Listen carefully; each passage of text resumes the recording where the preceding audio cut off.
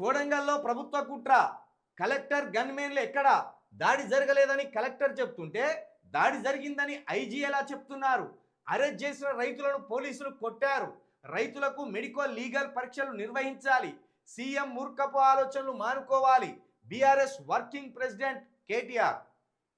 ఇప్పుడు కలెక్టర్ ఏమో నా మీద దాడి జరగలేదు అని అంటున్నాడు. కలెక్టర్ మీద దాడి జరగలేదు, కానీ కలెక్టర్ వాహనం మీద దాడి జరిగింది. అది స్పష్టంగా వీడియోలు వచ్చినాయి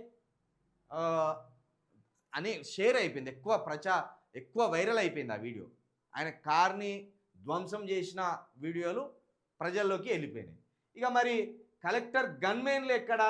నిజమే కదా, కలెక్టర్కు గన్మెన్లు ఎక్కడా? ఆ రోజు అసలు ఒక కలెక్టర్ పోతున్నాడు, భూసేకరణ అభిప్రాయం కోసం కలెక్టర్ పోతున్నాడు అన్నప్పుడు కలెక్టర్లకు గన్మెన్లు ఎక్కడా? కలెక్టర్కి పోలీస్ వ్యవస్థ ఎక్కడా? ఆయనకు భద్రత ఎక్కడా? ఇవన్నీ ఎక్కడా? ఖచ్చితంగా ఇది రాష్ట్ర ప్రభుత్వమే కుట్ర చేసింది. ఇక్కడ ఐజీ తోటి కూడా అబద్ధాలు చెప్పిస్తున్నారు.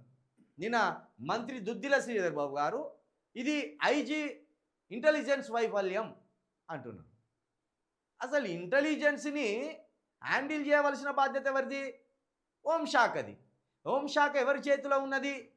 ఇక్కడ రేవంత్ రెడ్డి తన భార్య చేతిలో పెట్టిండు హోంశాఖని.